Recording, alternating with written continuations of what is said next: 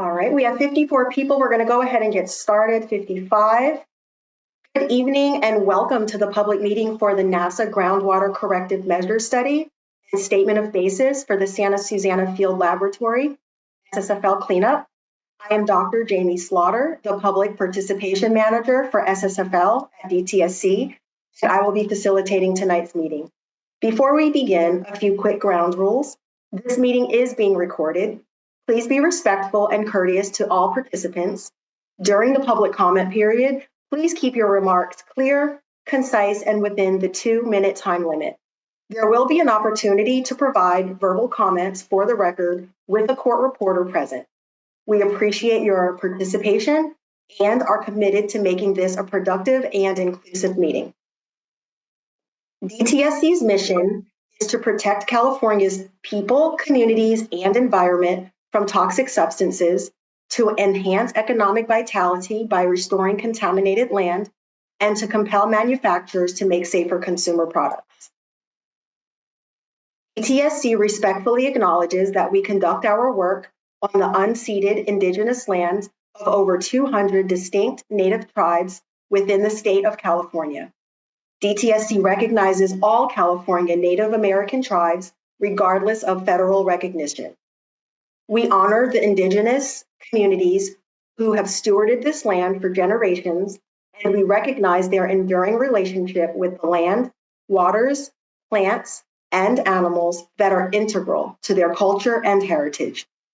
In acknowledgement of these tribes, we strive to approach our work here with respect for the historical and cultural significance of this area.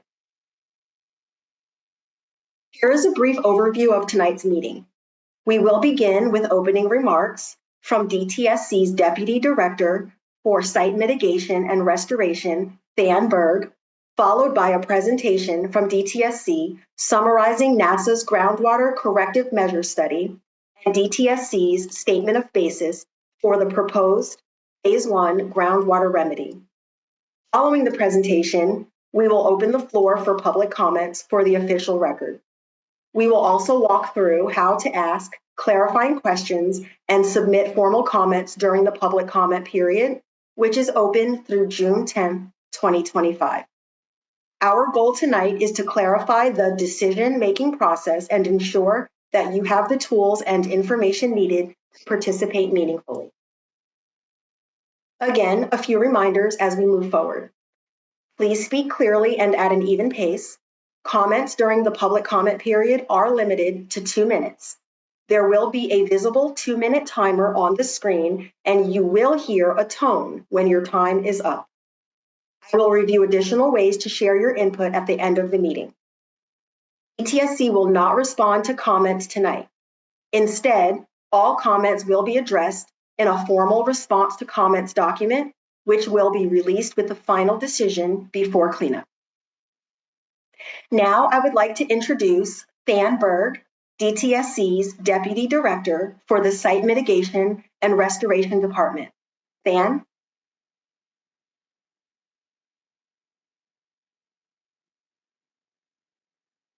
Technical difficulty there. Hi, everyone. My name is Than Berg, and I'm the Deputy Director of DTSC's Site Mitigation and Restoration Program. To refresh everyone's memory, there are 3 responsible parties at Santa Susana: NASA, Department of Energy, and Boeing. Each party is working under enforceable orders and agreements to clean up their portion of the site, and each party is responsible for both soil and groundwater contamination. There'll be multiple cleanup plans proposed for the different areas and media. Tonight, we are talking about the first proposed cleanup plan for the site, which addresses the most contaminated groundwater associated with the NASA historical operations. It is also the first proposed plan since DTSC certified the Program Environmental Impact Report. So this is a big milestone for the SSFL project. DTSC's goal is to clean up the site in accordance with the terms of the orders and agreements with the responsible parties, while also, to the greatest extent possible, preserving the natural habitat and species of the SSFL area and respecting tribal interests and sacred lands. As the regulators overseeing the site, DTSC will hold NASA accountable for cleaning up their area of responsibility in accordance with the legal orders and agreements. We are motivated to select an appropriate groundwater remedy and implement the cleanup. We welcome the community's input tonight and going forward. Now, I'd like to introduce Paul Carpenter. He is a senior engineering geologist and DTSC's NASA project manager for the SSFL cleanup. His presentation will cover the NASA Groundwater Corrective Measures Study and Statement of Basis. Paul. Thank you, Fan, and thank you, Jamie. Good evening, everyone, and welcome. As stated, my name is Paul Carpenter, a senior engineering geologist with DTSC. I've worked on the SSFL project for over 15 years and had the pleasure to meet and hold discussions with many of you at previous events and site visits. As the prior DTSC speaker stated, we are pleased to present this formal decision document for an SSFL groundwater cleanup, the proposed NASA Phase 1 groundwater remedy. Tonight, we hope to provide information that will assist you in reviewing the project documents, which, if you've taken a look at them, contain a lot of technical information. We've worked to make this presentation as clear as possible, but it covers much material. Both a recorded version and a PDF version of this presentation will be available after the meeting. In line with tonight's format, we are only listening, so if you have any questions on the presentation itself, please submit them using the methods we'll describe later. We'll respond to all respond to all questions after tonight. Next slide, please. Jamie listed the agenda items, and let me follow here with the two broad purposes of tonight's presentation.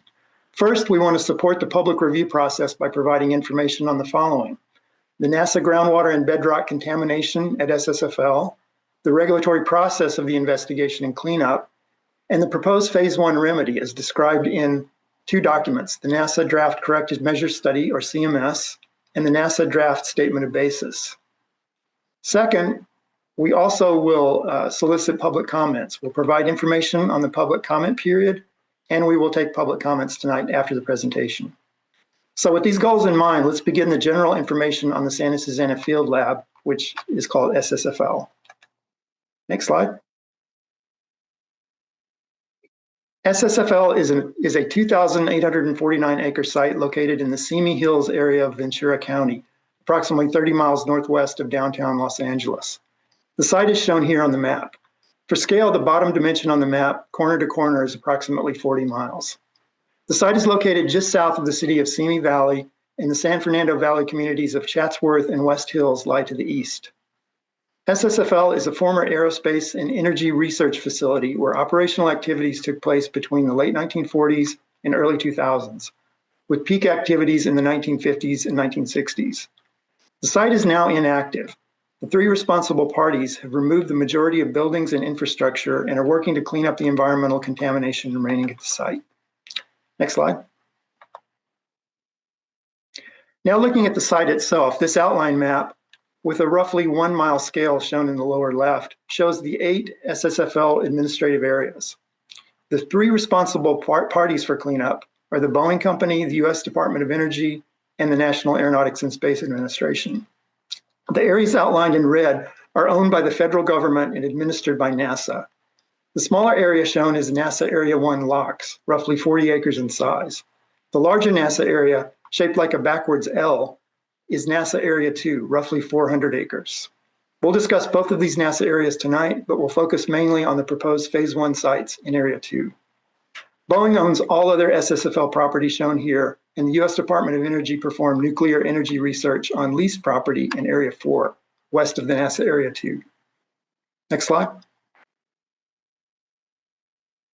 The research and testing operations at SSFL resulted in the release of both chemical and radiological contaminants to soil, bedrock, and groundwater at the site. Groundwater and bedrock contamination occur at multiple locations, with the most impacted areas being near the former rocket engine test stands, such as those shown here. The major chemical present in NASA groundwater is trichloroethene, commonly called TCE. TCE is a solvent used to clean and degrease machinery, and large volumes were used at SSFL to clean rocket engines and components. The handling and disposal methods for TCE in the 1950s and early 1960s resulted in this chemical being released to the environment, as we'll see in the next slide. The investigation of groundwater at SSFL began in the 1980s and was completed under DTSC oversight several years ago. The NASA investigations have characterized the nature and extent of contamination. This work and ongoing monitoring confirm that NASA plumes remain on site and there are no current human exposures to the contaminated NASA groundwater. Later in this presentation, we'll show the TCE extent maps for these NASA sites. Next slide, please. How was TCE released by historical SSFL operations, and how did it work its way into the ground? Many types of activities released TCE at the site, but the largest volumes were released at the rocket engine test areas, such as the one shown here in this photo taken several years ago. This is the COCA test area in the southern part of Area 2. When SSFL was operational, rocket engines were fired at test stand structures like the ones labeled here. Water used in the testing and chemicals used to clean engines between tests flowed down drainage channels into retaining ponds like the one labeled on the image. The mixture of water and chemicals naturally infiltrated into the subsurface at this location and other NASA test area sites. Site geology played an important role in this story as well. The bedrock at Area 2, as seen in the photo, is composed of thick tilted sandstone beds that are interbedded with finer silt units that are not visible. These rock units contain fractures and faults, and both bedrock and aquifer contamination below the surface in these same rocks is controlled by the geometry of the rock units and fractures. All groundwater cleanups are complex, but the fractured bedrock at SSFL presents special challenges which the NASA cleanup had to take into account. Next slide, please. We also want to talk tonight about the regulatory framework DTSC uses to perform the investigation and cleanup of bedrock and groundwater at SSFL. The cleanup's governing document is a November 2007 consent order for corrective action between DTSC, NASA, Boeing, and DOE. This enforceable order establishes DTSC as the lead regulatory agency for the cleanup and defines the responsibilities, methods, and standards used in the project. The 2007 consent order requires the use of corrective action process of the Resource Conservation and Recovery Act, referred to with the acronym RCRA. RCRA is a federal law that the US EPA has authorized DTSC to enforce for hazardous waste cleanups in California at sites such as SSFL. More on the RCRA process in the next slide. Other statutes are applicable to groundwater, such as the California Health and Safety Code. The Los Angeles Regional Water Quality Control Board, which we'll refer to as the LA Water Board, supports DTSC in the groundwater investigation and cleanup, including this phase 1 effort, and their resolutions are being applied to the cleanup. Next slide, please. This diagram shows the main steps of the RCRA corrective action process used in the NASA project, in abbreviated and simplified form, and progressing from left to right. The RCRA facility investigation, or RFI, on the far left, is the step which characterized the nature and extent of contamination at the NASA sites. The RFI was completed by NASA and approved by DTSC in 2020. We are currently in this middle stage of the process, shown outlined in red. The two components here, the Corrective Measures Study, or CMS, and the Statement of Basis, are the steps where cleanup technologies are evaluated and a remedy is formally selected. Draft versions of these two documents are the ones now available for public comment, and I'll define them in the next slide. The third step shown here, corrective measures implementation, is where the selected technologies are implemented to clean up the site. More information to come on this and additional RCRA actions not shown here. Next slide, please. This brings us to descriptions of the two NASA draft documents available for review. The first is the Draft Corrective Measures Study, or CMS. This document was prepared by NASA following RCRA and US EPA guidance. It identifies and evaluates the potential cleanup technologies and makes recommendations for the most appropriate final remedies. DTSC and the LA Water Board have reviewed and conditionally approved the document for release and public review. The second document is a Statement of Basis, which is prepared by DTSC. It is a RCRA decision document, which in its final version, DTSC will formally select the cleanup remedy. The document outlines the alternatives and reasoning behind the remedy selection. The final Statement of Basis will also include responses to the comments we received tonight and before June 10th. Notice that both documents are labeled as draft. Under RCRA, they cannot be finalized and approved until the public comment process is complete and DTSC has considered all comments. We'll touch on these points several times tonight. Most of the remaining presentation will discuss the contents of the draft CMS, after which we'll revisit the statement of basis. Next slide, please. The decision process also relies on other NASA documents and activities. The most important are listed here. I previously mentioned the RFI report, which summarizes the NASA groundwater investigation and which was approved by DTSC in 2020. There are also quarterly groundwater monitoring reports, which summarize the data from ongoing sampling performed by NASA. NASA also prepared a groundwater human health and ecological risk assessment document, which evaluates the risk of potential exposure of NASA groundwater contamination to people and wildlife at the site. The risk assessment findings were used in the Phase 1 evaluation and will also be used in the future NASA Phase 2 CMS. Links to these and other NASA documents are provided in the DTSC support materials for this project. With regard to site activities, the evaluation of cleanup remedies requires on-site pilot testing of technologies under site conditions. Pilot tests began at the NASA sites in 2017. Some are complete and have informed the NASA Phase 1 CMS. Other tests are still ongoing or the results are in evaluation. It is also important is the SSFL groundwater extraction and treatment system, which is a focused interim groundwater cleanup measure constructed by Boeing and NASA in 2019. Data from this system has served as a pilot study for Phase 1, and the GETS infrastructure is also available for incorporation into the Phase 1 remedy. Next slide, please. The final subject I'll discuss before we move to the draft CMS is how NASA's groundwater remedy is being implemented by DTSC in 2 phases. Phase 1, being discussed tonight, addresses the NASA groundwater, bedrock, and seep areas with high concentrations of TCE and TCE breakdown products. The groundwater bedrock areas selected for Phase 1 occur at the rocket engine test areas I described earlier. The seep areas, which I haven't discussed, will be covered in the CMS discussion. These are locations where TCE contaminated groundwater daylights at the surface on the SSFL property. Phase 2, in the near future, will address all NASA groundwater contamination at all concentrations. This phase will also establish the site-wide cleanup goals for all contaminated NASA groundwater and bedrock. DTSC estimates the NASA Phase 2 CMS will be released for public comment in 2027. It's important to note that although Phase 1 and Phase 2 are being evaluated and reviewed separately, both are essential for the final NASA site-wide cleanup remedy required under the conditions of the 2007 consent order, RCRA, and other regulations. Phase 1 and 2 should be thought of as two sides to the same coin.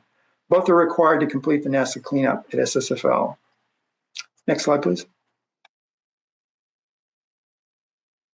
What was the logic and reasoning for DTSC's decision to follow a 2-phase approach on this project? The 4 main advantages are listed here. First, the cleanup technologies to begin removing high TC concentrations are proven and can be implemented quickly.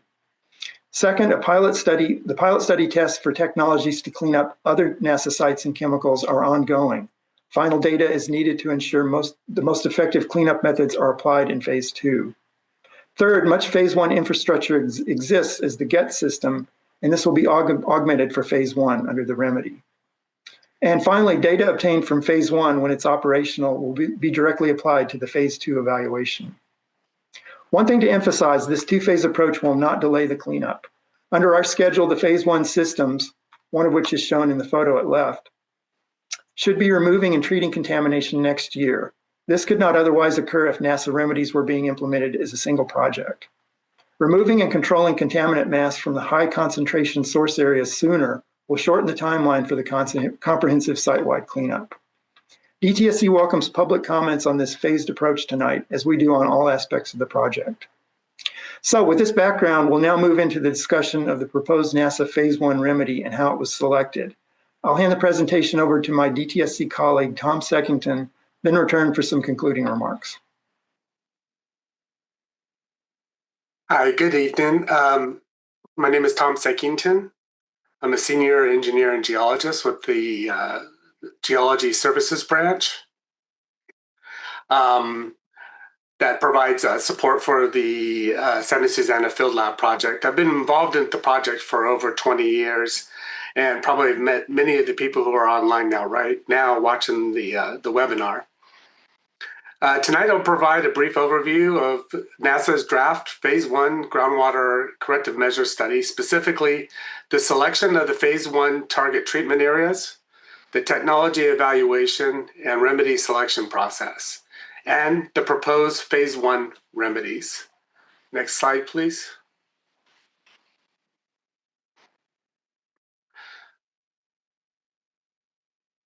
I will start with an overview of NASA's area of responsibility that will be addressed in both the Phase 1 and Phase 2 groundwater corrective measure studies. Groundwater investigations at NASA began in the 1980s. NASA has organized their groundwater investigation into what they refer to as 4 major areas of impacted groundwater, or AIGs. These 4 NASA areas of impacted groundwater are the former liquid oxygen, or LOX plant, shown in light blue, the Building 204 and Expendable Launch Vehicle, or ELV area, shown in orange, the Alpha Bravo area, shown in green, and the Coca Delta area, shown in purple. NASA presented and summarized their findings from the groundwater investigations in the 2020 final NASA Groundwater RFI report. The Groundwater RFI report presented data and analysis that defined the nature and extent of the groundwater contamination across NASA's areas of responsibility. DTSC approved the RFI report, moving the project into corrective measures study, as Paul has shown earlier in the RCRA process. The next few slides will show the areas of impacted groundwater and the location and extent of contamination in the groundwater. Next slide. First is the liquid oxygen, or LOX plant, area of impacted groundwater. Again, it's shown in light blue. Next slide. The former liquid oxygen plant area of impacted groundwater operated from 1955 to 1971, and it provided liquid oxygen, or LOX, to the 6 large engine test areas at the site. So this figure and the following figures for each of the areas of impacted groundwater have the same elements. Shown in the colored outlines are the extent of the main and most ubiquitous contaminants associated with the respective area of impacted groundwater. The extents shown are based on concentrations that exceed a regulatory threshold value, or concentration, such as a maximum contaminant level, or MCL, for drinking water. Trichloroethene, or TCE, as Paul mentioned, and its degradation and breakdown products are present in each of the areas of impacted groundwater, along with 1,4-dioxane, which is a solvent stabilizer. These are generally the most widespread contaminants, with the remaining contaminants present to a lesser extent within the extent or footprints of these chemicals. These figures and the following figures essentially show the extent of groundwater contamination in each of the areas of impacted groundwater. Also in these figure and the following figures is the sort of the potential sources for groundwater contamination. They are shown in a somewhat irregular shape with diagonal lines. Basic geology is also shown on these figures, the light purple shaded areas where fine-grained interbedded sandstones and siltstones, or shell members, as they're referred to, are mapped at the surface. The unshaded or white areas are where the coarser grained sandstones are present at the surface. The solid and dashed red lines are the locations of faults. Both the faults and the shell members are important geologic features that can affect groundwater flow and contaminant movement. The dots throughout this figure and the following figures are the groundwater monitoring well locations. It's the data from these wells that's used to delineate the location and extent of contamination, and are the basis for the colored outlines and the interpretation of groundwater contamination extent. These wells are routinely sampled to monitor for any changes. I'll now move west to Building 204, Expendable Launch area of impacted groundwater. It's the next slide. The area is actually shown in the lower left figure, showing the shaded areas. The Building 204 Expendable Launch Vehicle, or ELV, area of impacted groundwater includes 3 operational areas. Each has associated groundwater contamination. The building 204 area located near the center of the figure. It operated as a plant services or maintenance area for a site. The expendable launch vehicle area is located just east of building 204 area. It consisted of assembly buildings and test bays where rocket engine components were tested. The ash pile sewage treatment plant is located south or below the ELV area. It consisted of an incinerator and sewage treatment plant. Similar to the previous figure, the colored outlines represent the extent of groundwater contamination for the most ubiquitous contaminants at the area of impacted groundwater. Here, there are 3 separate areas, each associated with the operational areas I just described. Next area is the Alpha Bravo area to the south, located in the center of Area 2. Sorry, I got to take a sip. The Alpha Bravo area of impacted groundwater included 3 major operational areas and included the Alpha area test stand on the upper right, the Bravo area test stand in the center, the Alpha Bravo fuel farm located roughly between the Alpha and Bravo test stands, the stirrable propellant area to the west or left in the figure, and the hazardous waste storage area just located just northwest of the Bravo area. Like the previous features, the extent of the groundwater contamination is shown in the colored outlines. TCE and its degradation or breakdown chemicals are present, along with 1,4-dioxane.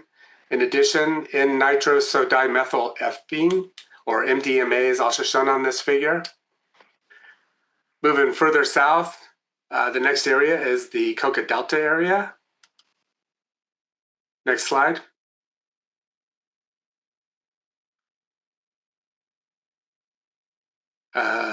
Next slide, please. Okay. The Coca Delta area of impacted groundwater consisted of 4 operational areas: the Coca test stands in the northeast, the Delta test stands south of the Coca test stands, the Coca Delta fuel farm located towards the west of the Coca test stands, and their propellant loading facility located just west of the Delta test stands. Again, this figure shows TCE and its breakdown products, 1,4-dioxane and MDMA. Next slide, please. Again, the previous figures showed the main, most ubiquitous and widespread contaminants for each area of impacted groundwater. These areas included other contaminants identified in the groundwater investigations at the site and also described in the groundwater RFI report, but are not shown in those figures. But it will be addressed as part of the overall corrective measures included in Phase 1 and Phase 2. Tonight, we're discussing the Phase 1 CMS, so let's focus on what it addressed. As I previously stated, we'll be talking about 3 items: the selection of the Phase 1 target treatment areas, technology evaluation and remedy selection, and the proposed Phase 1 remedies. Next slide. The Phase 1 CMS focuses on TCE and its breakdown chemicals. The target treatment areas were identified as those where groundwater contamination exceeded 10,000 micrograms per liter and/or bedrock vapor contamination exceeded 12 million micrograms per cubic meter, or at seep areas where groundwater with TCE contamination was discharging to the surface. Next slide. So no areas in the formal LOX or liquid oxygen plant area or the building 204 ELV areas of impacted groundwater met the criteria for the Phase 1 CMS. However, as I stated previously, all groundwater contamination in NASA's areas of responsibility not evaluated in the Phase 1 CMS will be evaluated in the Phase 2 CMS for the appropriate remedy or remedies using the same process as outlined in the Phase 1 CMS and consistent with US EPA RCRA guidance. But based on the criteria of the Phase 1 CMS, the following areas were identified as target treatment areas. Next slide. So this figure shows the Alpha Bravo area. Unlike the figures I showed previously, this figure focuses on TCE. The TCE concentration gradients are shown in this figure, going from blue to yellow to orange to the areas of the highest concentration shown in pink. There are 2 target areas in the Alpha Bravo area of impacted groundwater that meet the phase 1 criteria. They are shown with the green polygons. There is one located in the Alpha Test Stand area designated as ND 136 Target Treatment Area, or TTA. There is one located in the Bravo Test Stand area designated as WS09 Target Treatment Area. Moving south to the Coca Delta area of impacted groundwater. Next slide, please. There is one area that meets the phase 1 groundwater CMS criteria. It is in the Delta Test Stand area within the pink concentration gradient. It is designated as C6 Target Treatment Area, and it is shown with a green box. The larger green box to the southwest or lower to the right is the Southern Seeps Target Treatment Area. I'll talk about that in the next slide.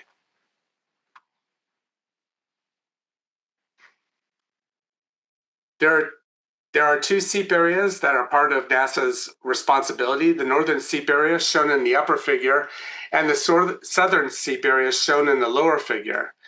The area I pointed out in the previous slide is where the green box is. That was in the southern seep area. Seeps are where groundwater discharges to the surface due to topographic changes in rock types, or at faults. Depending on several factors, the presence or time that a seep is present, or when groundwater discharges to the surface, can vary. At SSFL, water discharges at the surface or the seeps. It becomes active from the winter into the early or late summers, and the timing on that generally depends on the rainfall trends. Both the northern and southern seeps are sampled. The northern seeps have had sporadic detections of TCE and cis dichloroethene, which is one of the breakdown products of TCE. These detections are very low. They've been sporadic, or at least not consistent, and when detected, have been consistently below regulatory threshold concentrations. In contrast, samples collected from the southern seeps and the associated groundwater monitoring wells have had consistent detected TCE and daughter product concentrations that exceed regulatory threshold concentrations. Both areas are considered target treatment areas in the draft CMS. However, the implementation of the selected remedy technology for the northern seep area is contingent on the future presence of water and contamination at the seeps, and I'll talk a little bit more about that later. Next slide, please. So in summary, applying the 3 phase 1 criteria to the groundwater characterization data from NASA's areas of impacted groundwater, it identified 4 target treatment areas shown here in this figure to be evaluated in the draft phase 1 CMS. 3 are target areas are where the groundwater concentrations are high, and 1 is the seep, the southern seep, that was identified in the previous slide. Next slide, please. So moving on to remediation technologies, the NASA draft phase 1 CMS identified 16 potential technologies as candidates for remediation. 10 technologies for areas with high TCE concentration areas. That was the ND 136, WS09 area, and the C6. It was the Alpha area, the Bravo area, and Delta area, respectively. And 7 technologies were evaluated for the seeps. One of these technologies was considered for both. Next slide. So this figure shows all the different technologies here. NASA conducted an initial screening. The technologies were evaluated based on if they could be implemented and if they could be effective. Based on this screening, 8 technologies were retained for evaluation as part of the remedial alternatives. 6 technologies for the area with high TCE concentrations, and 3 technologies to address the TCE contaminated groundwater being discharged at the ground surface. 1 technology, monitor natural attenuation, was included for both. They are shown here with the green check marks. A detailed description of the technologies not retained and the rationale for not retaining them is presented in section 4 of the draft NASA CMS. Next slide. So, working on the technologies that were retained, they're listed here. The first 5 are for those high TCE concentration areas. And then there's 2 for the seeps, and then there's the monitor natural attenuation for both. The next following slides, I'll go into detail on each one of these. Next slide, please. So first, we'll go through the technologies for the high concentrations of TCE in the groundwater. On the left shows groundwater pump and treat, where contaminated groundwater is pumped out of the ground, treated to remove the contaminants, and then the clean water is either pumped back into the aquifer, released, or hauled off-site for disposal. The figure to the right shows bedrock vapor extraction, or BVE. It involves removing volatile chemical vapors from the bedrock beneath the ground surface by applying a vacuum to extraction wells and then transferring the chemical vapor to above ground treatment units. Next slide. In situ chemical oxidation involves the injection of an oxidizing agent such as permanganate, persulfate, or hydrogen peroxide into the subsurface to transform chemicals in groundwater into harmless byproducts. In situ chemical oxidation can be effective at treating a wide variety range of contaminants, including chlorinated solvents such as TCE and petroleum hydrocarbons. On the right, enhanced in situ bioremediation involves the addition or the injection of select bacteria and or the injection of various amendments or food for native bacteria in the subsurface to stimulate or enhance their activity and ability to break down target contaminants. In order for any of the in situ treatments, the 2 shown on this figure, to be effective, the injected amendments will need to be delivered effectively through the subsurface through injection wells or a combination of injection or extraction wells. Next slide. Thermally enhanced in situ bioremediation is the same as the previous technology, but in this technology, heat is added to the process to further increase the activity of the bacteria and to potentially the rates at which contaminants will be broken down. Next slide. So moving over to the seeps, this slide shows the technology to address TCE contaminated groundwater at the seeps. There are 2 strategies here: treat the water before it discharges, and or intercept and remove the contaminated groundwater so the contaminated groundwater doesn't discharge at the surface. On the left, an enhanced in situ barrier treatment zone involves installing a solid treatment material such as carbon into the subsurface in a zone or barrier that acts like a food source for natural bacteria. The contaminated groundwater flowing from left to right in this figure moves through the zone where the bacteria activity is high. As the contaminated groundwater moves through this enhanced bioremediation barrier treatment zone, contaminants such as TCE are broken down. From hydraulic control, the extraction wells cut off the contaminated groundwater from reaching the seeps. The extracted groundwater is treated in the same manner as the groundwater pump and treat technology that I spoke about previously. Next slide, please.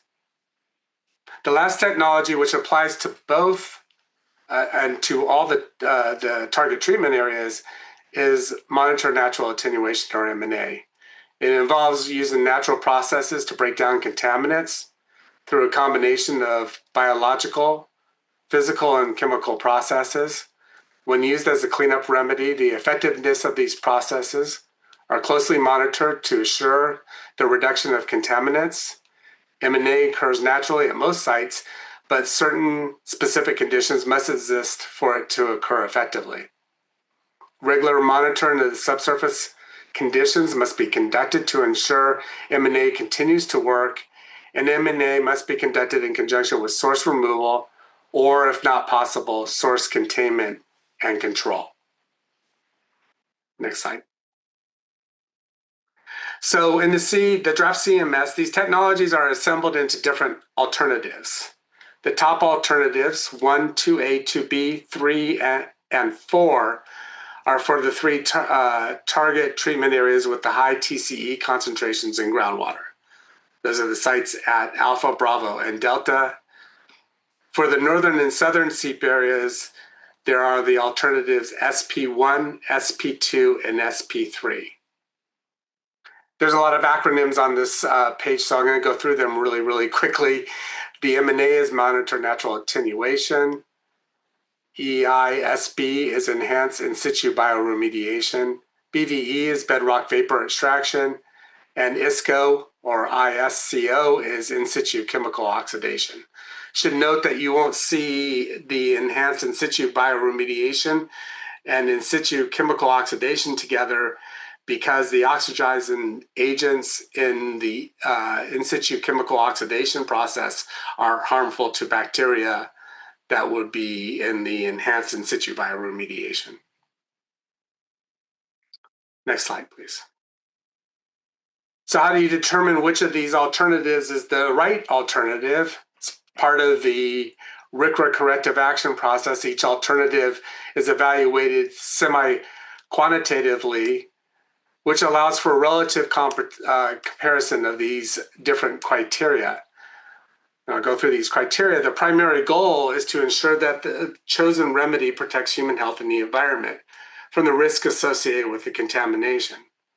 The remedy alternative should achieve the desired cleanup levels in the contaminated media.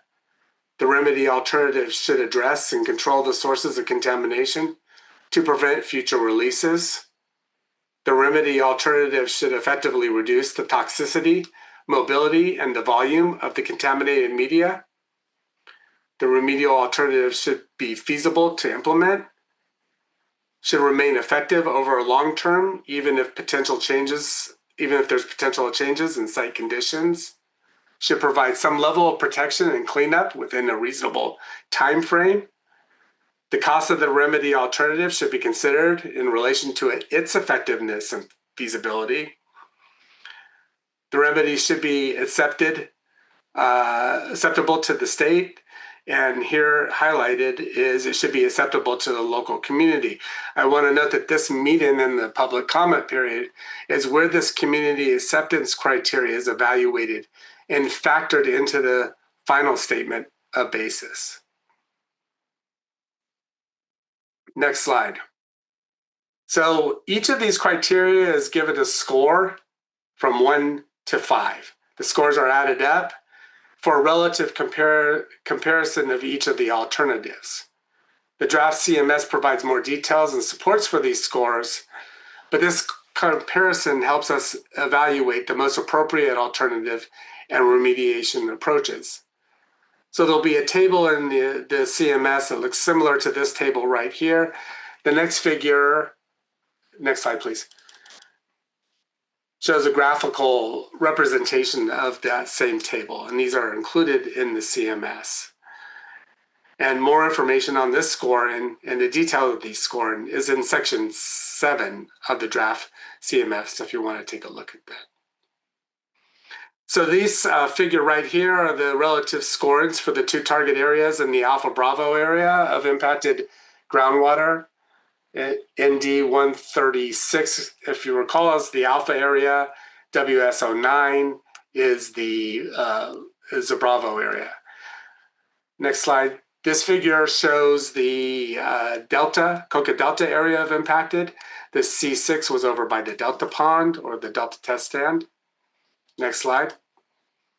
So based on the draft Phase 1 groundwater CMS evaluation and the scoring criteria applied to the remedial alternatives, DTSC proposes that the following combination of remedial technologies be applied for remediation of groundwater and bedrock soil vapor at the target treatment areas where high TCE concentrations are present in the groundwater.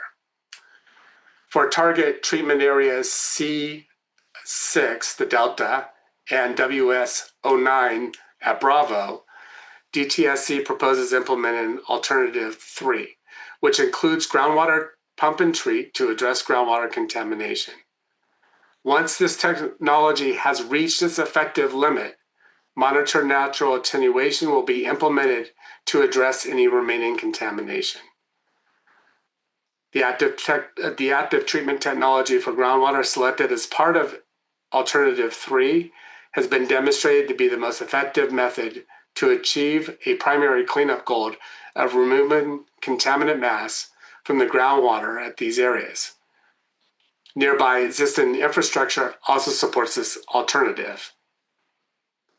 For target treatment area ND 136, this is the one by Alpha, DTSC proposes implementing Alternative 2A, which includes a combination of enhanced in situ bioremediation to address groundwater contamination and the use of bedrock vapor extraction to address bedrock contamination. Again, once these technologies have reached their effective limits, monitored natural attenuation will be implemented to address any remaining contamination. This decision is supported by the presence of the existing infrastructure at the ND 136 target treatment area and the high score of enhanced in situ bioremediation approach in the draft Phase 1 CMS evaluation. Next slide. So we're going to move over to the SEEPs. This is a table that you'll see in this CMS, the draft CMS. Next slide. Similarly, this is the graphic depiction of that table. And note that the alternative SP2 is the one that scores the highest for both SEEPs. Next slide. So for the southern SEEPs, the DTSC proposes implementing alternative SP2, which includes pump and treat and hydraulic control, followed by monitored natural attenuation. This method uses pumping to extract and treat contaminated groundwater before it can daylight at surface SEEPs. The presence of existing pumps and conveyance infrastructure is an important factor in the selection of this treatment method for the southern SEEPs area. For the northern SEEP area, these SEEPs will be monitored, and if necessary, alternative SP2 can be implemented. Groundwater contamination in the building 204 ELV area of impacted groundwater, including the North SEEP area, will also be evaluated and addressed in the Phase 2 CMS. Next slide. So I'm going to leave you with this. This is the criteria. Again, we're here at the highlighted portion of this criteria where we're presenting the approach to you and asking for your feedback. And that will help determine what the final remedies selected are. And with that, I will turn this over to Paul. Thank you, Tom. So as we wrap up the presentation and move on to the comment period, let's highlight the companion document to the CMS, which Tom just discussed, which is also available for public review, and that's DTSC's draft statement of basis. As touched on earlier, the statement of basis is the RCRA formal decision document for the Phase 1 remedy. It summarizes key information in the draft NASA CMS and presents DTSC's proposed formal remedies, including the reasoning behind the selection process. The alternatives which Tom summarized for the 4 target treatment areas in his concluding slides are presented by DTSC as the proposed Phase 1 remedies in Section 5 of the statement of basis, the draft statement of basis. Also, as Tom emphasized, this and the CMS are draft documents which require public and agency review and comment before finalization. The draft versions will be modified based on the consideration of public comments. As the RCRA and DTSC public participation document, the final phase 1 statement of basis will include a response to comments section, which acknowledges and responds to all comments received between April 29th and June 10th, including those received tonight. We are encouraging comments on all potential remediation alternatives, not just those that DTSC is proposing. Next slide, please. Along with the 2 key documents, the supporting documents I mentioned earlier and the project administrative record are both also available. Links to these and other information sources can be found at the DTSC website for this NASA Phase 1 project, which you can access at this URL shown on the slide or by using the QR code. Physical copies of the key documents are also available at the DTSC Chatsworth office and other local repositories listed on the supporting materials. Next slide, please. Let me finish up with the Phase 1 next steps and schedule listed here as 1 through 5. So number 1, DTSC will, after tonight, DTSC will review and consider the public comments received, and that will be done over the summer of 2025. Number 2, the documents will be finalized and DTSC will issue approval, which is anticipated to be in the fall of 2025. Number 3, NASA submits the corrective measures implementation plan and design per the RCRA process. DTSC reviews and approves this document, which is estimated now to be in the spring of 2026. Number 4, NASA constructs and implements the Phase 1 active measures at the site, anticipated in the summer of 2026. And then in step 5, we want to point out that the remedies, once in place, will be monitored by DTSC to assure performance goals are met. And we stress this is a RCRA requirement to do this ongoing monitoring. And now I'll hand the presentation back to Jamie as we move into tonight's comments. Thank you.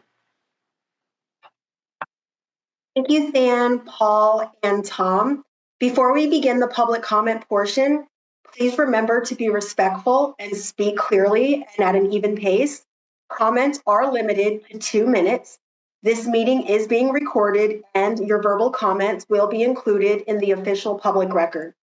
Additional options for submitting comments will be shared shortly, and there are links in the chat.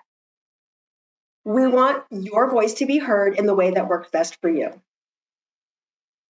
We will now begin the public comment session for the record. Today's date is May 13th, 2025, and the time is 6:54 p.m. Please focus your remarks on the CMS and Statement of Basis documents or tonight's presentation. If you have clarifying questions that you would like to ask before submitting a comment, you can send those to us via the stream tool. We'll review how to use it shortly. You may comment verbally tonight or submit comments via mail, email, or our online comment portal by June 10th. All input will be addressed in DTSC's formal response to comments document that will be published with the final decision. If you need help submitting your comment, please let us know and we will assist you. To participate, if you've joined via computer, please click the raised hand button. If you've joined by phone, please press *9 to raise and lower your hand and *6 to mute or unmute yourself. When called on, please unmute yourself, state your comment, and please stay within the 2-minute limit. You will hear a tone when your 2 minutes is complete. Let's begin. And who is our first person? We have Daniel Hirsch. Daniel, go ahead and unmute. Hear me? Yes. Yes. My name is Daniel Hirsch, president of the Committee to Bridge the Gap, which has worked for 45 years, first to shut the site down and then to get it cleaned up. Tonight, alas, is just one more in a long set of breaches of cleanup promises, putting the public further at risk. Beginning decades ago, the site was used to develop nuclear reactors and civilian rockets, plus military missiles for delivering nuclear warheads that could end our world. Grossly irresponsible practices such as dumping 1 million gallons of TCE directly into the ground and groundwater resulted in widespread contamination. In 2007, a consent order was signed requiring all contamination in soil to be fully cleaned up and the permanent groundwater remedy to be installed by 2017.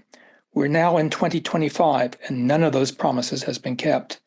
Tonight, NASA and DTSC propose cleanup efforts at just 3, I repeat, just 3 of the 53 wells polluted with TCE. Those 3 wells are contaminated with TCE at levels at least 2,000 times higher than legal limits. They propose limited remediation for those 3 wells to reduce contamination to levels that are still vastly above health-based limits, and then to walk away from their cleanup obligations.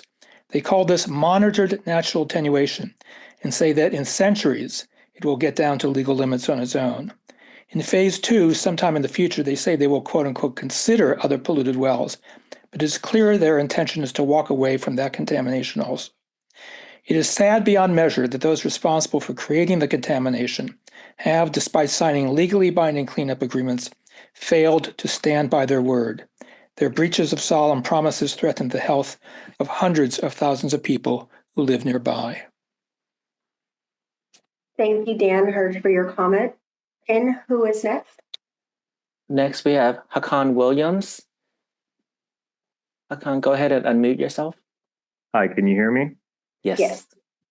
All right, as usual, so many problems to critique, so little time. It's been almost 2 decades since NASA signed the consent order, agreeing in 2007 to fully clean up its SSFL groundwater.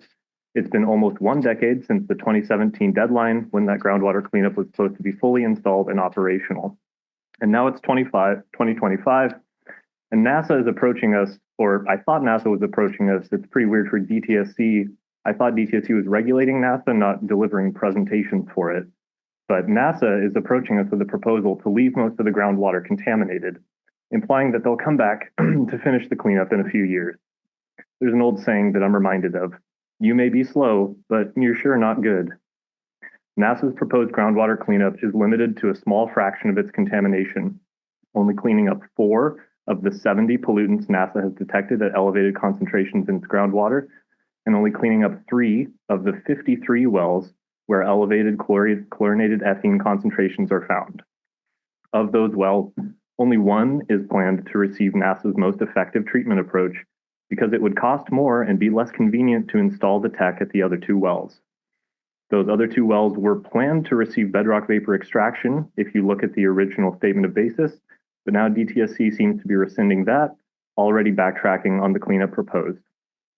NASA's got an excuse, though, against all these criticisms, that this is just phase 1, and phase 2 will address all the remaining groundwater contamination.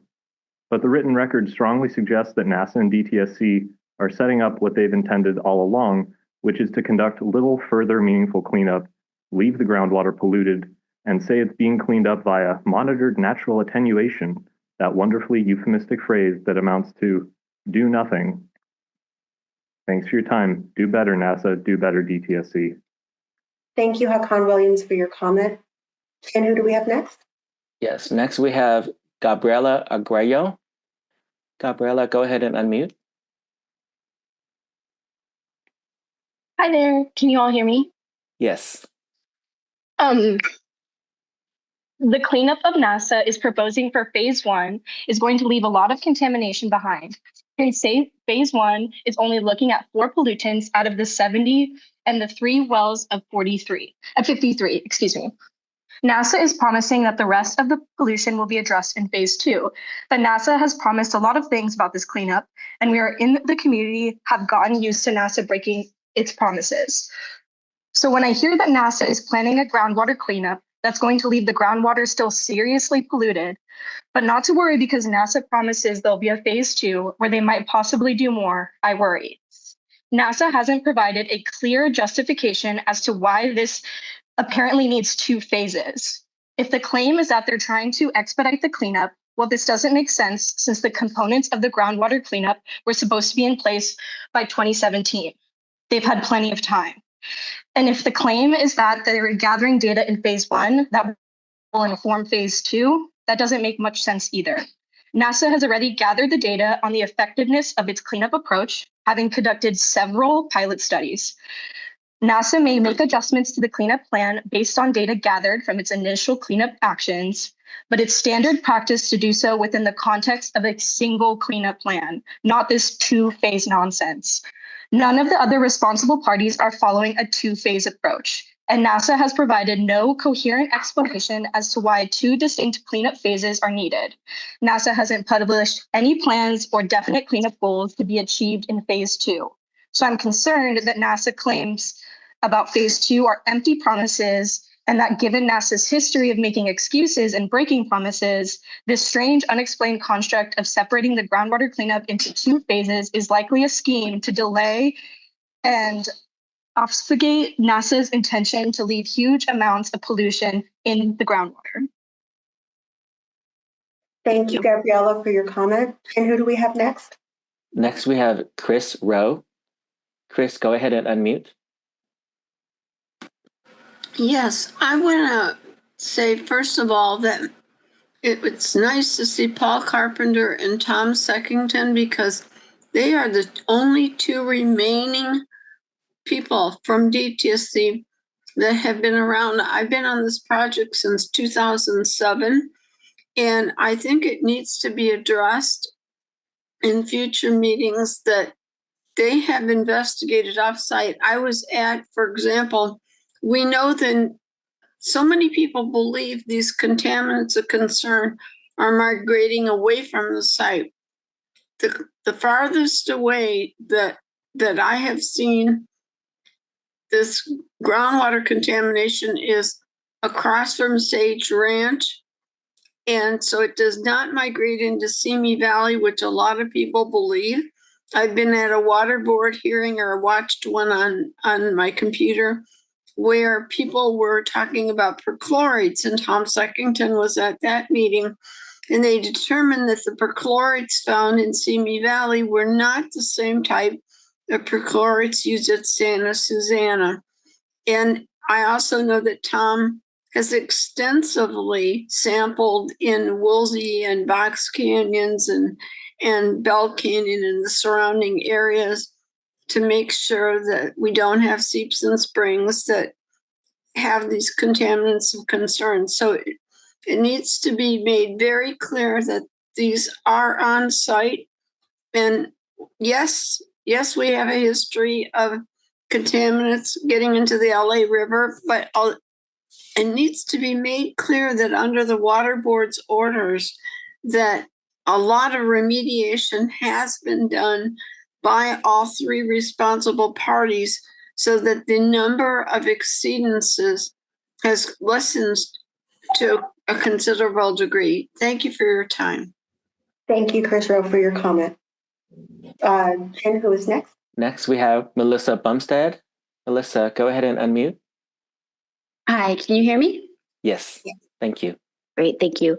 My name is Melissa Bumstead. I am the co-founder and director of Parents Against Santa Susana Field Lab. I am a California native, and ever since my earliest memories, it has been drilled into me from parents, schools, culture. Water in California is precious and must be protected, not only for this generation, but for generations to come, especially as climate change and global warming will make the need of clean, accessible groundwater even more important. NASA is failing our community with this proposal. This is not, what I'm not seeing from today's meeting is the most assertive, what we like to say here is a golden standard that we always are asking DTSC to use at the site for the remediation, the best of the best.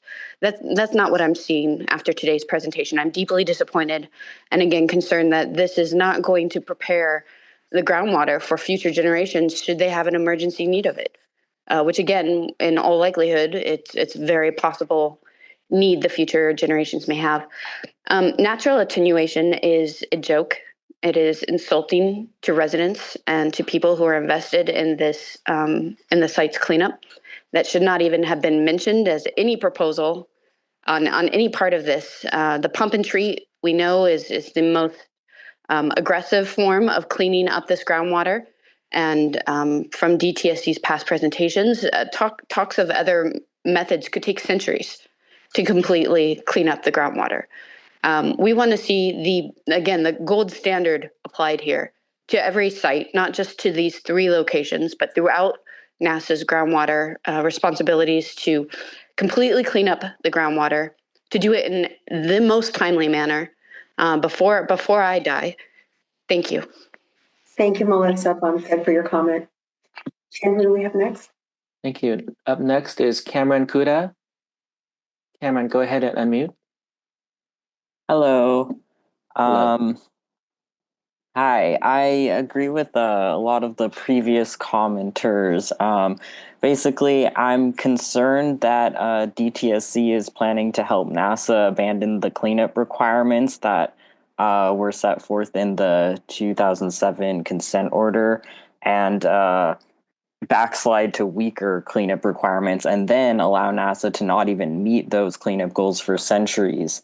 NASA is required by the California Water Board to restore the aquifer to a state where it can be used used by the local municipalities and to return its polluted groundwater to natural background levels of contamination.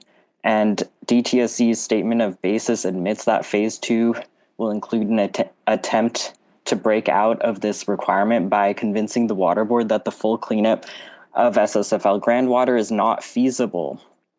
If NASA is successful in this, it will allow the backslide to weaker cleanup levels and leave far higher amounts of pollution in the groundwater. Yet even these weaker cleanup levels, called the maximum contaminant levels or MCLs, will not be achieved by the groundwater cleanup DTSC and NASA have planned. The CMS and statement of basis merely require that NASA reduce concentrations somewhat via active treatment and then transition to monitored natural attenuation, which means leaving the contamination alone with no further treatment. This initial active treatment will at best reduce pollution concentrations from thousands of times above the legal limit to hundreds of times above the legal limit, which means hundreds of times more contamination than should be there, allowed to fester in the SSFL groundwater and leak off-site, which I noticed there's this lie that it doesn't come off-site. We know that it comes off-site. NASA's Phase 1 CMS predicts that thank you. Thank you, Cameron Kuta, for your comment. If you would like to submit your comment to us, the information's on the screen. I'll provide it later if you would like to submit the rest of your comment. And who is next? Jenny Knack. Jenny, go ahead and unmute. Hi. I've got a screaming cat. I'm sorry. I did feed it, so I don't know. My first issue is that I really wish tonight that NASA was presenting this themselves as opposed to DTSC, because it makes it feel like the decisions have already been made without the public input. And when you see the scoring criteria, I know that we were highlighted, but when you look at, I believe the scoring criteria, I tried to get a picture of the slide, so I can't name the numbered slide. When you look at how they're weighted without public comment that haven't yet been evaluated. And I'm worried that, again, even though we're checking this off as a metric, probably to be reported to BES and legislative oversight bodies, where our comments aren't actually being valued, truly considered, nor will they be implemented. So those are my initial concerns. But my other concern is that by splitting this into 2 phases, we don't even know really what we're commenting on. So it's like we're being shown half the plan or less than half the plan. And, when I submit things for, college, I didn't get to submit half the paper. And that's what this feels like. It feels like the plan is being hidden from the public. And I can only assume that there is a reason for that, which is we would probably flip out and revolt if we knew what the plan was. My other concern is in each alternative, there is M&A, which we all know means to do nothing. And I'm concerned how much of doing nothing is a part of even phase 1. I'm also concerned that when I look at the plans and the maps and see the spread of contaminants that the plan is already to do too little. There's widespread contamination and only a couple of spots are going to be treating. Sorry, thank you. Thank you, Jenny Knack, for your comment. Chin, who's next? William Bowling. William, go ahead and unmute. Hi, can you hear me? Yes.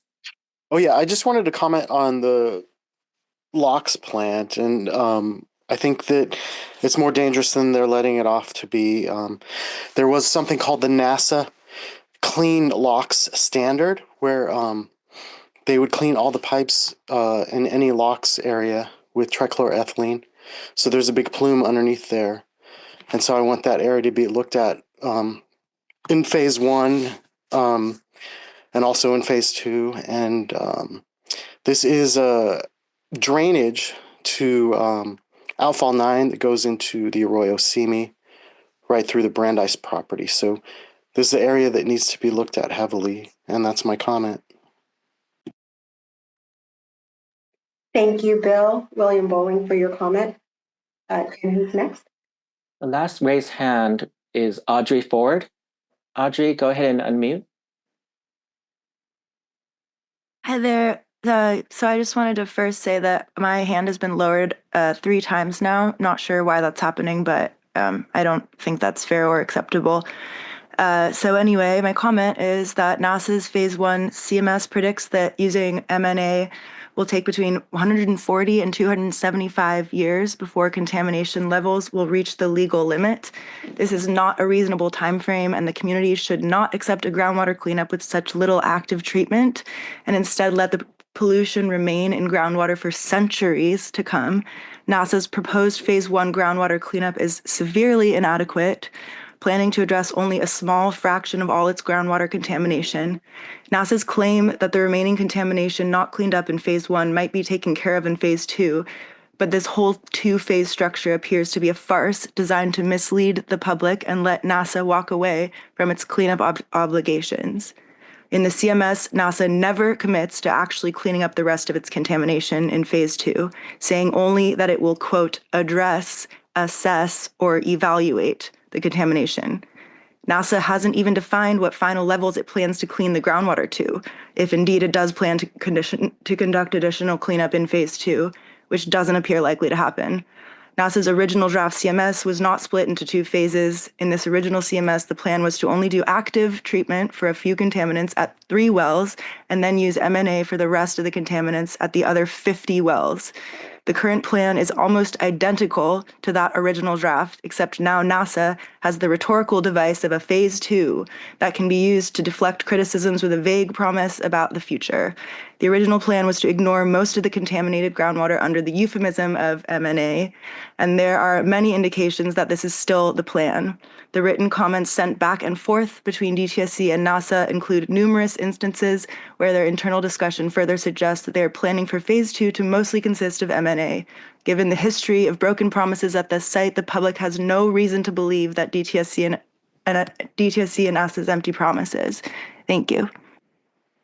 Thank you, Audrey Ford, for your comment. And who do we have next? We have Jonah Henry. Jonah, go ahead and unmute. Hello, can you hear me? Yes. Hello, I am deeply disappointed that NASA has recommended and DTSC has approved pump and treat for 2 of NASA's TTAs. The purpose of doing a corrective measure study is to study the different technology options and then to recommend the option that is most effective. Instead, NASA and DTSC appear to be ignoring scientific evidence about efficacy and instead recommending technologies based on cost and convenience. The CMS and statement of basis lack any rigorous scientific analysis comparing the 2 main technology options, EISB and pump and treat. NASA's technology recommendation was supposed to be based on the findings from its pilot study with EISB at monitoring well ND-136.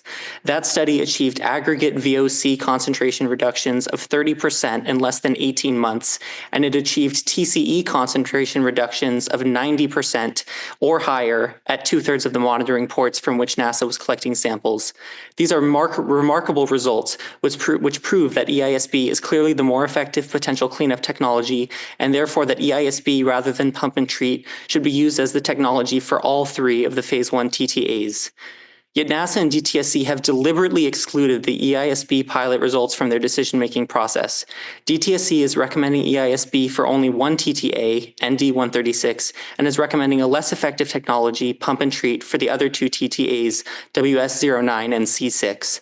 The only rationale that DTSC provides for this recommendation is that NASA already has equipment installed for EISB at ND136, and that it already has equipment installed for pump and treat at C6 and WS09.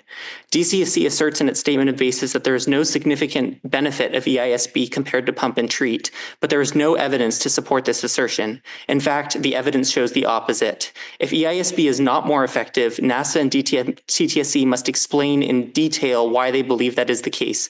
DTSC's refusal to consider the scientific evidence makes it impossible for the public to trust that any decision they are making is what is best for human health and the environment. Thank you. Thank you, Jonah Henry, for your comment. I don't see any additional hands raised. Chin, do we have anyone else? No, nobody else in line. The public comment is still open. If anyone has additional comments to make, you can do so. We'll hold for just a moment. If we don't have any additional hands raised, we'll move on to close the meeting. Let's give it a moment. Does anyone have additional comments that they would like to make? If so, please raise your hand. If you've joined via phone, you can click the raise hand button. And if you've via computer, I'm sorry, and if you've joined via your phone, you can press *9 to raise or lower your hand. We have another raised hand. Chris Rowe. Chris Rowe. Chris, go ahead and unmute.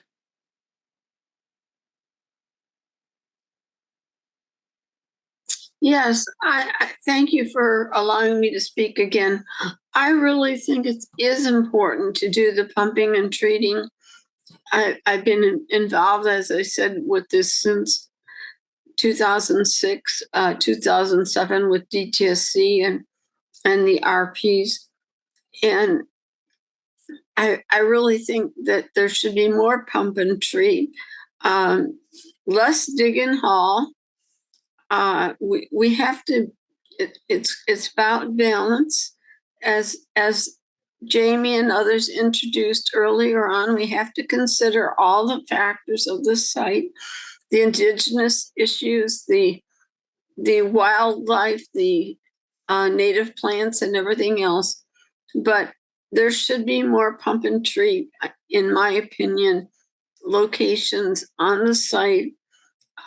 I do recall that when Boeing had a perchlorate issue in Happy Valley back around 2008, that I hiked in with DTSC and the Water Board to look at the treatment technology used by Boeing for the perchlorates there. So I do know that the treatments do work, alternative treatments, and Tom Seckington led the groundwater expert panel, which I attended.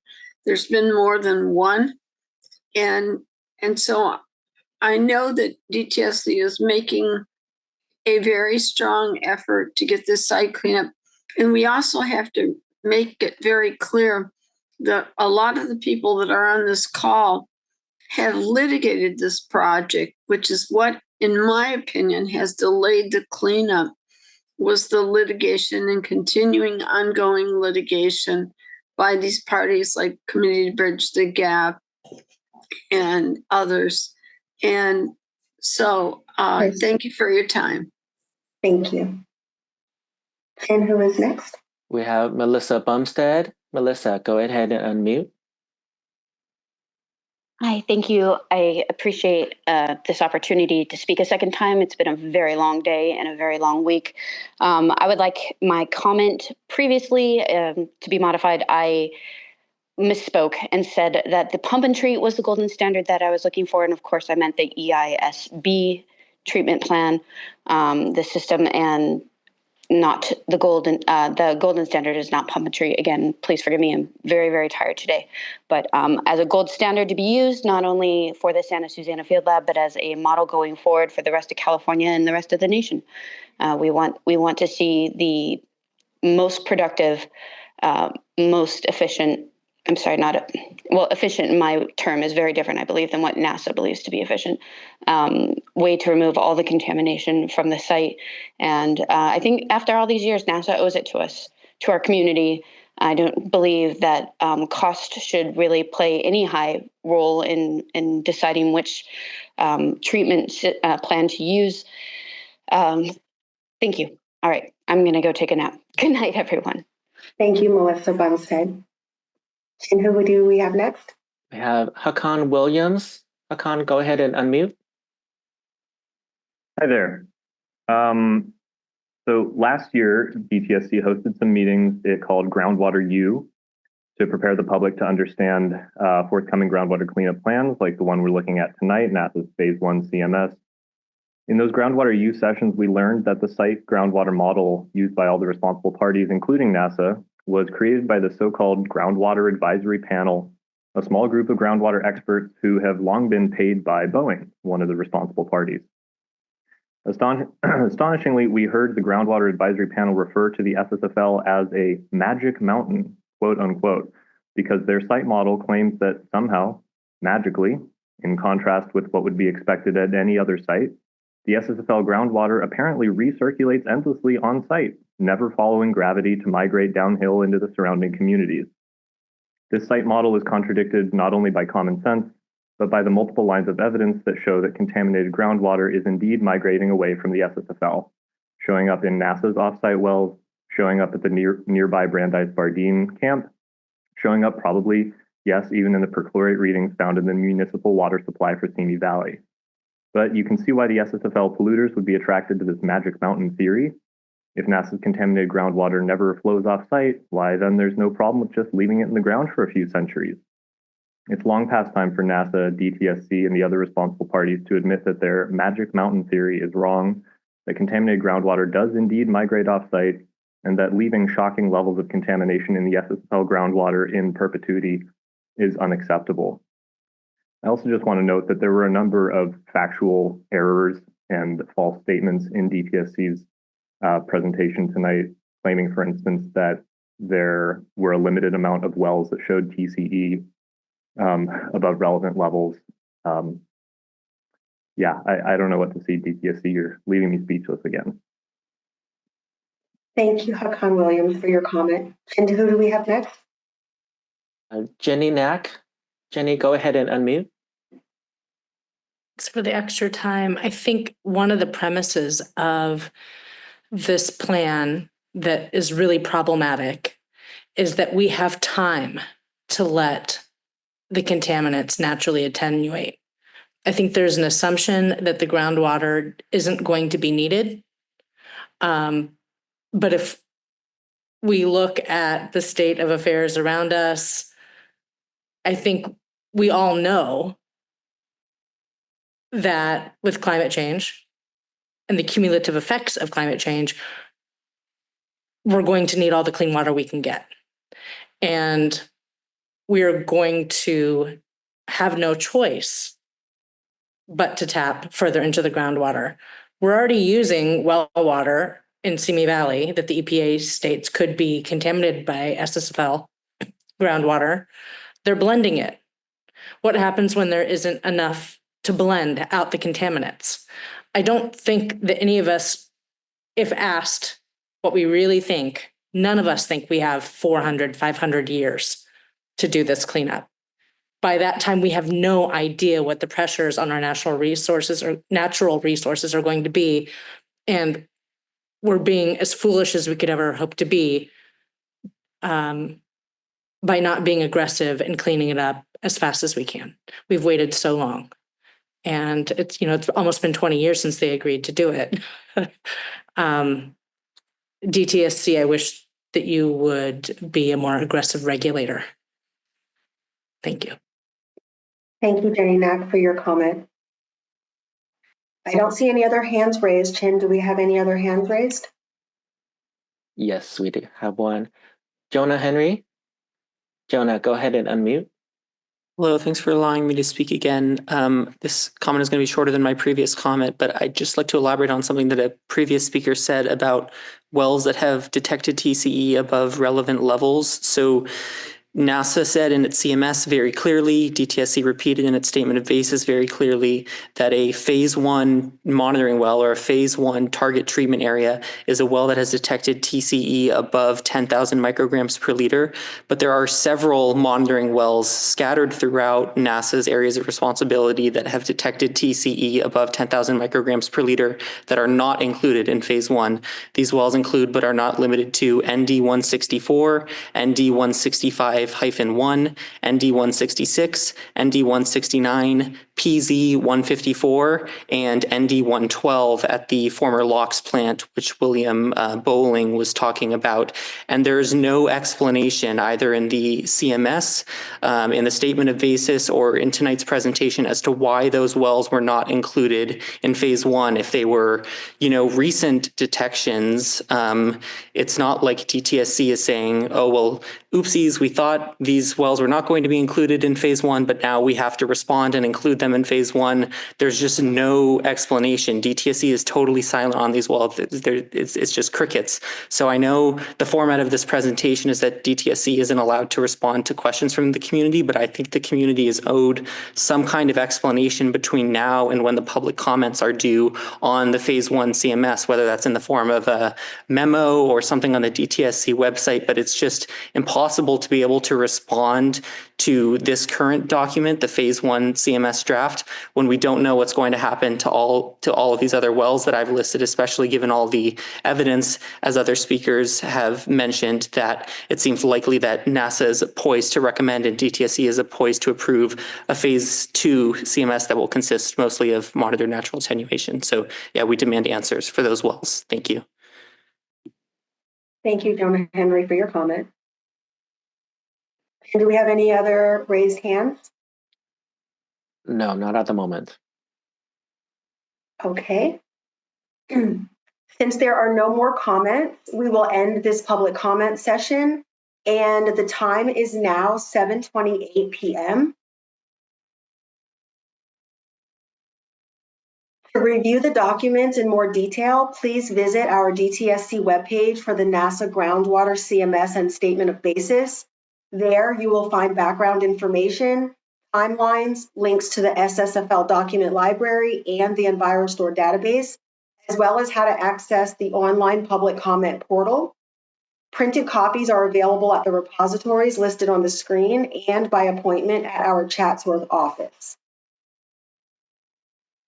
If you have technical or document-specific questions, like some that were mentioned tonight, please submit them through our SSFL stream tool at stream.ssfl.dtsc.ca.gov.